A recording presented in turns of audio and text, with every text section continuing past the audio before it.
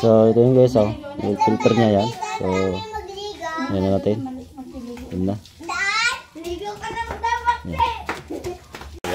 So okay na, nalagay ko na. So dito na tayo.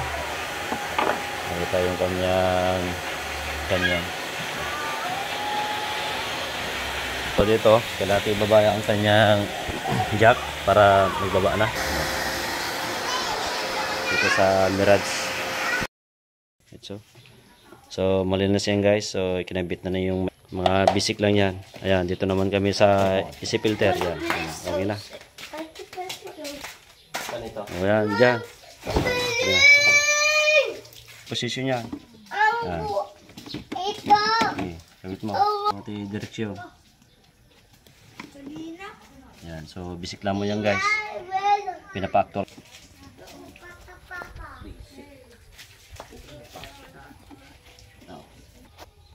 Yan, kilometers. So 33,712 kilometers itong tinakbo nyo guys. Okay na. Yan, so reset na natin.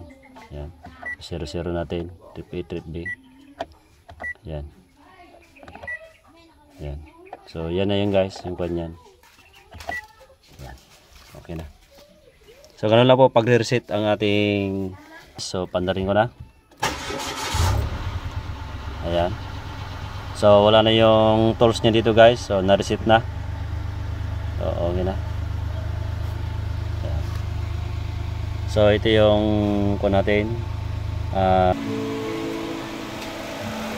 Switch natin kulang.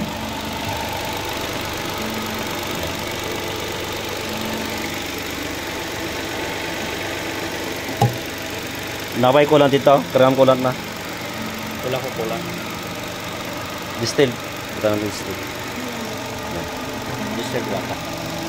So guys, papalitan na namin yung spark plug niya, tatlo. Yan. Spark plug.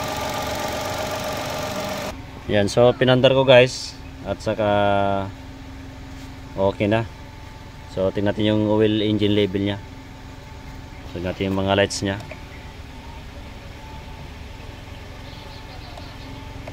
Ayan. So hazard, yung mga hazard, tine-check natin yung mga lights niya para sigurado tayo. Ayan, light ponder. Pagka sa online, so okay mga lights. So ayan o, okay na yung label niya guys, kita niyo. Okay na yung label niya, wheel engine. So sakto na. Ayan. So basic lamang po yan guys. Ating pag-change oil, ang madalian lang yan guys. So guys, so maraming salamat po sa manonood sa aking YouTube channel. Para sa nito. Bye bye.